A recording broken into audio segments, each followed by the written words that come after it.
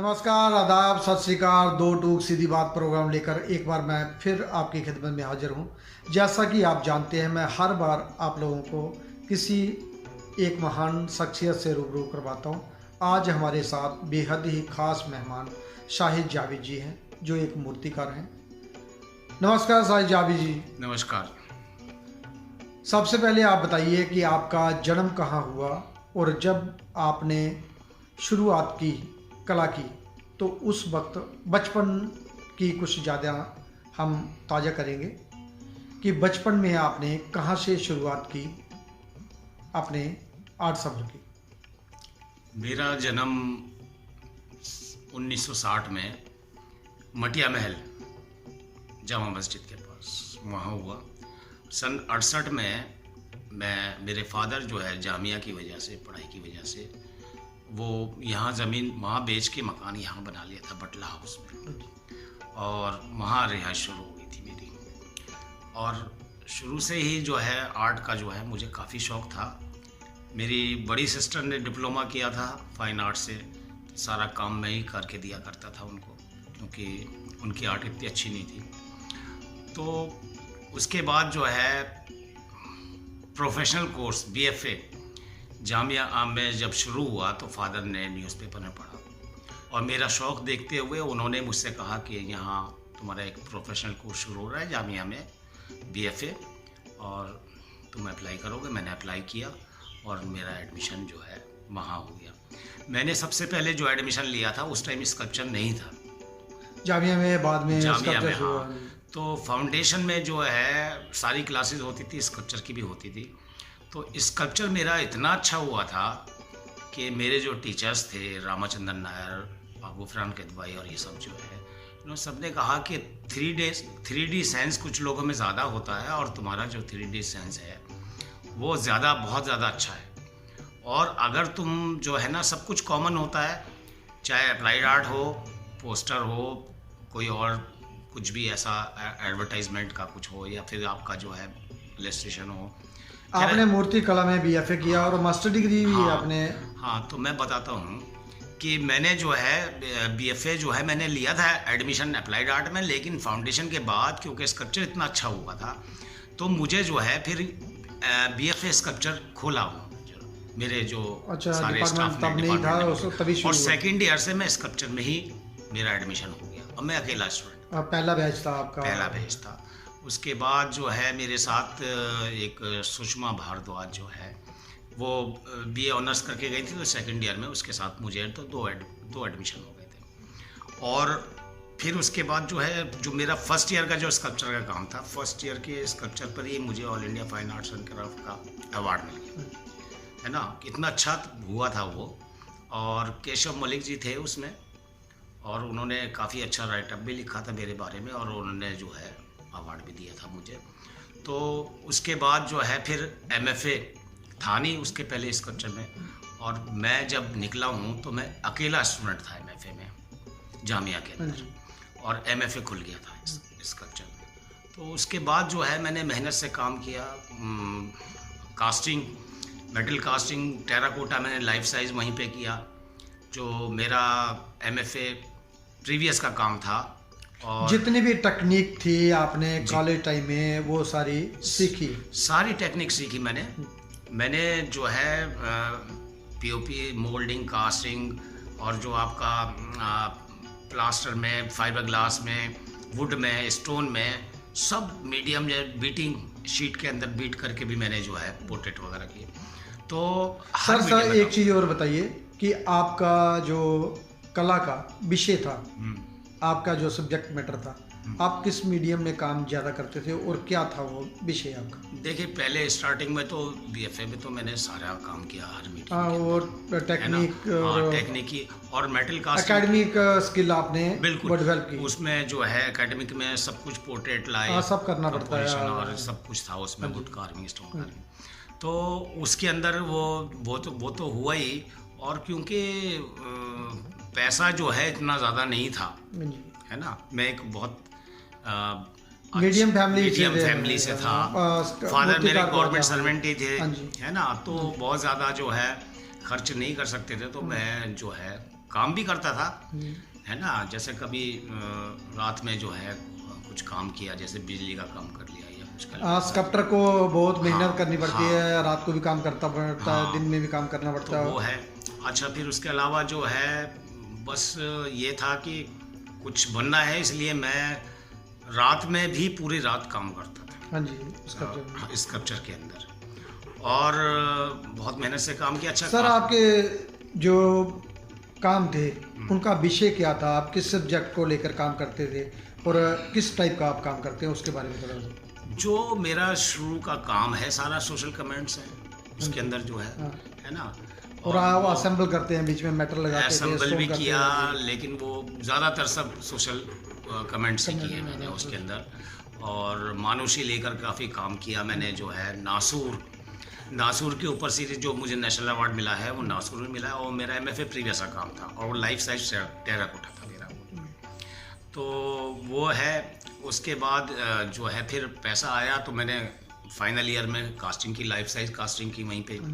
अच्छा, फाउंड्री वगैरह हमारे यहाँ ऐसा कुछ थी नहीं, हमने खुद ही भट्टी बनाई अपने आप। तभी स्टार्ट किया आपने। और उस टाइम हाँ कोयले से होती थी, और वो जो हमारे पास ना ब्लोवर था ना कुछ था, तो हम वो पेडिस्टल फैन को उल्टा लटका के नीचे जो है उससे हवा देते थे, और उसमें सब्बल वगैरह जो चिपक जाता था कोयला, बहुत परेशानियाँ होती थी। लेकिन वो हमें जो है उसके औजार भी खुद ही बनवाए लोहार से जाके, क्योंकि वो हमारे टीचर जो सब खुद ही करना पड़ा, और सब खुद ही सीखा आपने, खुद ही किया सारा कुछ। क्योंकि उन्होंने डिज़ाइन दिया हमको कि इस तरह का आपको लिफ्टिंग टाउन बनवाना है, इस तरह रिंग बनवाना है, और सब बनवा के लाए। भट्टी ऐसे बनानी है, सब बनाया हमने। फिर मोल्ड कैसे बेक होना है, सब होना है, सब आप पूरे खुद ही भट्टी टेक्निक बनाई। किया। हाँ, सभी, ऐसे नहीं कोई परमानेंट हमारी भट्टी होती थी। तो उसमें हमने किया सारा काम जो है, और उसमें अच्छा काम किया काफ़ी। मतलब कास्टिंग MFA में तो मैंने कास्टिंग जो है बहुत ज़्यादा की, बहुत सारा काम ही मेरा जो है फाइनल ईयर में मेटल कास्टिंग का था, क्योंकि उस टाइम नेशनल अवार्ड। दोस्तों, कला चर्चा आगे बढ़ाने से पहले आइए एक नज़र डालते हैं शाहिद जावेद द्वारा बनाए गए मूर्ति शिल्पों पे।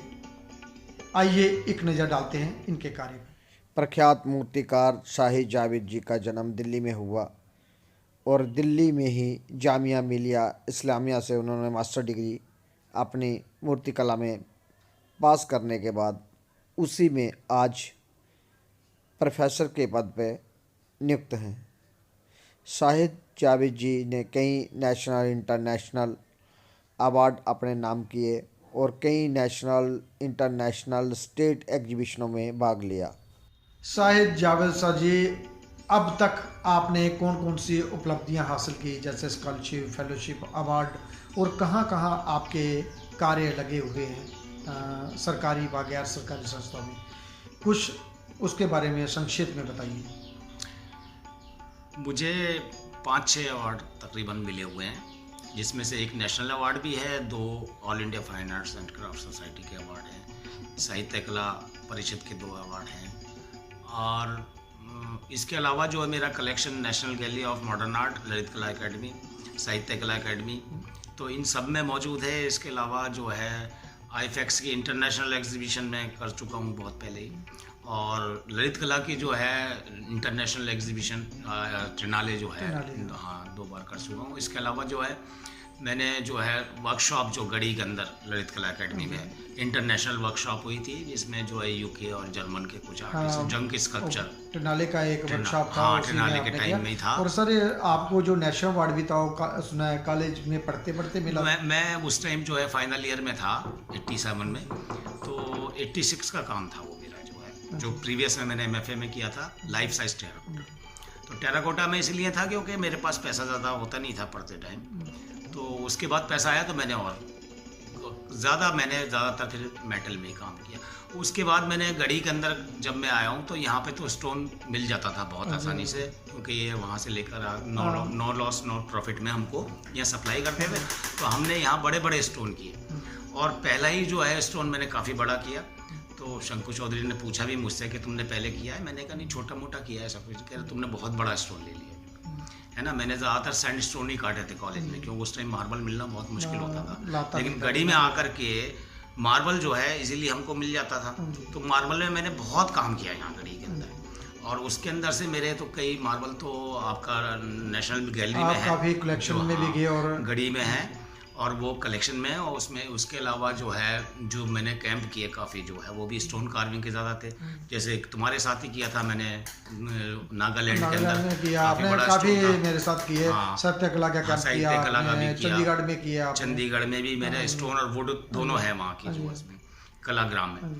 तो मेरा कलेक्शन जो है इंडिया के अंदर बहुत सारे लोगों पे है, जैसे मिसिस हाँ जी, नॉर्थ जोन कल्चर सेंटर हो गया, साउथ जोन हो गया, सब वेस्ट जोन हो जगह गया, आपने काफ़ी काम लगे किया हुए। मैंने। और मेरे साथ भी आपने काफ़ी कैंप किए हैं अलग अलग जगह। जी जी। सर एक चीज़ और बताइए, आप कॉलेज में भी पढ़ाते हैं और इधर भी काम करते हैं और आप फील्ड में भी अक्सर कहीं ना कहीं शो करते रहते हैं, देखते रहते हैं। तो क्या आपको लगता है कौन कौन सी कठिनाइयाँ आती हैं तीनों जगह एक साथ रहना? देखिए, सबसे बड़ी चीज़ तो ये है कि हर साल जो है बहुत ज़्यादा स्टूडेंट जो है ना हर जगह, जैसे हमारे यहाँ से हर साल जो है 60 के करीब 50-60 के करीब जो है स्टूडेंट्स हर साल निकलते ऑल ओवर इंडिया से आते हैं, अलग अलग अलग जगह से आते हैं। नहीं, हमारे कॉलेज से ही कम से कम 20 स्टूडेंट हर साल निकलते हैं फाइनल ईयर का, और उसमें ज़्यादातर गायब हो जाते हैं। जब आप फील्ड में दिखते नहीं है और कोई जॉब में चला जाता, कोई कहीं चला जाता है। वही बात है कि जो आप जब ज़रूरत है उस टाइम तो करना ही है आपको, जब पढ़ते टाइम जो है, लेकिन निकलने के बाद काम करना इतना आसान नहीं होता। फील्ड में टिके रहना, बने रहना।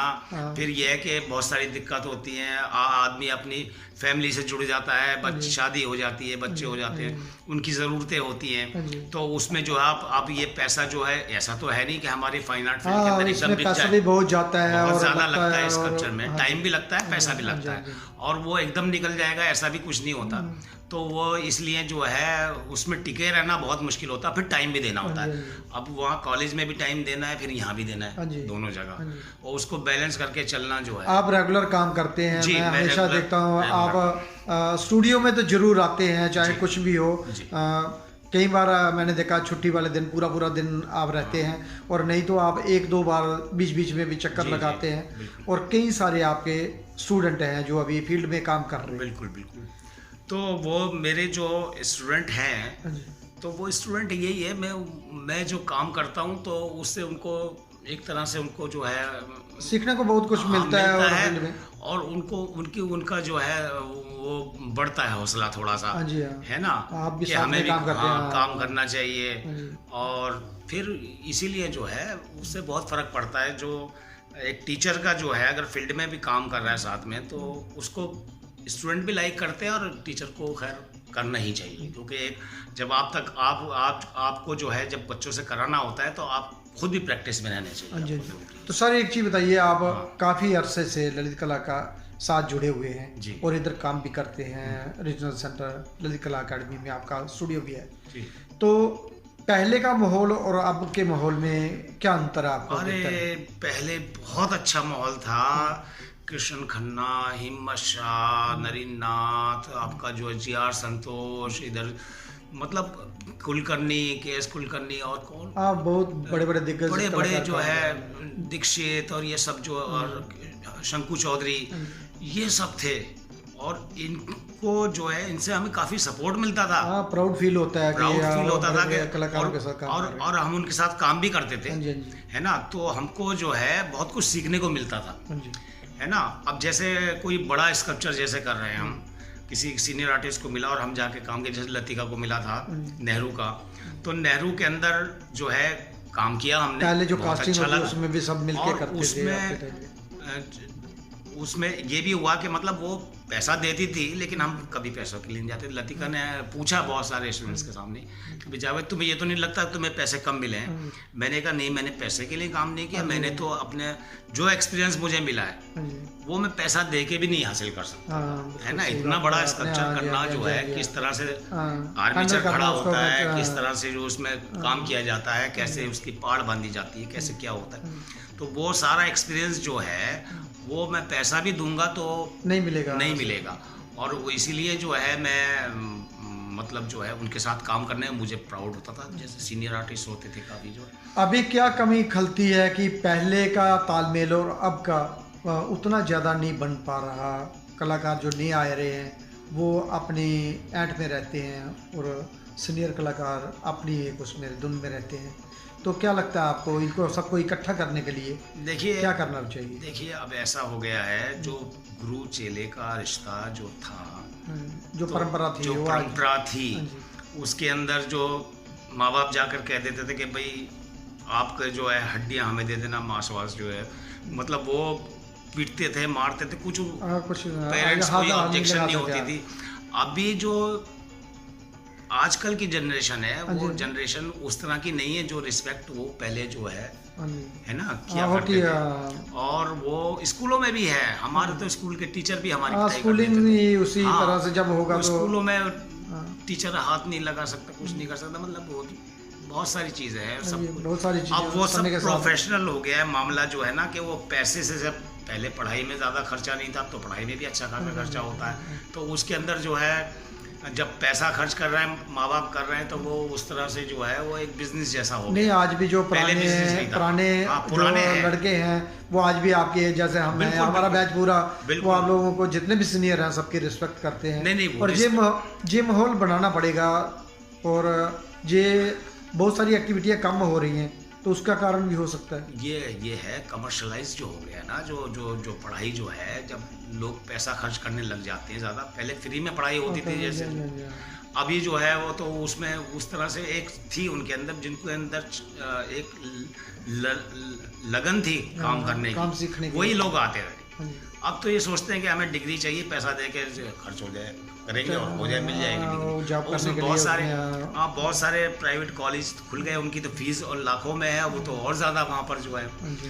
तो ठीक है, लेकिन ये है कि और फिर ये है कि अब इंटरनेट और ये सब जो है सोच करके देख करके। हाँ सर, एक चीज़ और, हाँ। ये जो अभी मशीनी युग कहा जा सकता है, हाँ। जो नए नए आधुनिक टूल आ गए, हाँ। तो उसमें जो हम काम कर रहे हैं, हाँ। तो उसमें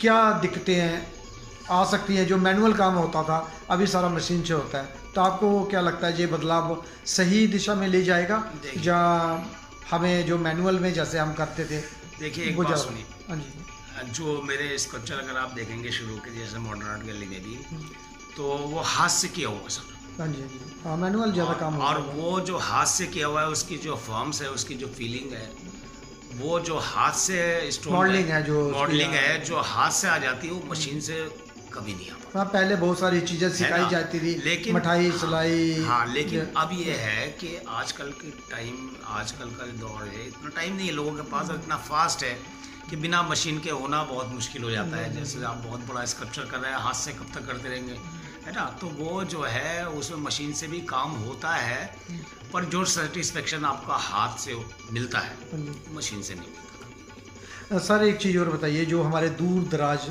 इलाकों में बाहर कलाकार बनना चाहते हैं, जहाँ आना चाहते हैं आर्ट फील्ड में, जहाँ जो आर्ट फील्ड में अभी कार्य कर रहे हैं, उन लोगों को क्या आप मैसेज देना चाहते हैं अपनी कला के संदेश से? उनको क्या करना चाहिए? देखिए, मैं तो आपको बताऊं कि एमएफए में ज़्यादातर स्टूडेंट्स मैं बाहर दूर दराज के लोग, उड़ीसा से, बिहार से, साउथ इंडिया से, जो बहुत दूर दराज के लोग हैं, बच्चे हैं, और उनके अंदर एक काम की ललक होती है, और वो जो है ज़्यादा अच्छा काम करते हैं बनिस्बत यहाँ के जो लोकल बच्चे। हाँ जी, हाँ जी, हाँ। तो मैं प्रीफर उनसे बहुत कुछ सीखते हैं बाहर के हाँ। नए लड़के जो और हमारे वो जहाँ के, लग के काम करते हैं। हाँ जी, मिलकर और नई नई टेक्निक आती है, नई नई नई टेक्निक सोच आती आती है, है, वो सब नए नए मीडियम में काम सब करते सीखते हैं। हैं, सब करते हैं। हाँ जी।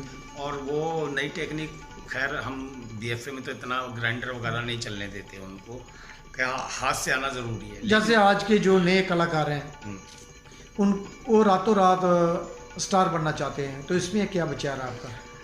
देखिए, कैसे काम करना चाहिए उनको? पेशा से रखनी चाहिए, या जिस दौड़ में लगे हुए हैं या उसी में चलना चाहिए? सोच है, बहुत सारे बच्चों की सोच होती है कि मतलब हम तो कलाकार बन गए, 2 लाइन खींचने आ गए, हम कलाकार बन गए। ऐसा नहीं होता है। एक कलाकार जब मरते दम तक जो है सीखता है। हाँ जी, ये बहुत बढ़िया बात हुई है। हम भी सीखते हैं हमेशा शुरू से ही, जो है जो प्रॉब्लम आती हैं उसे फेस करते हैं, करते हैं।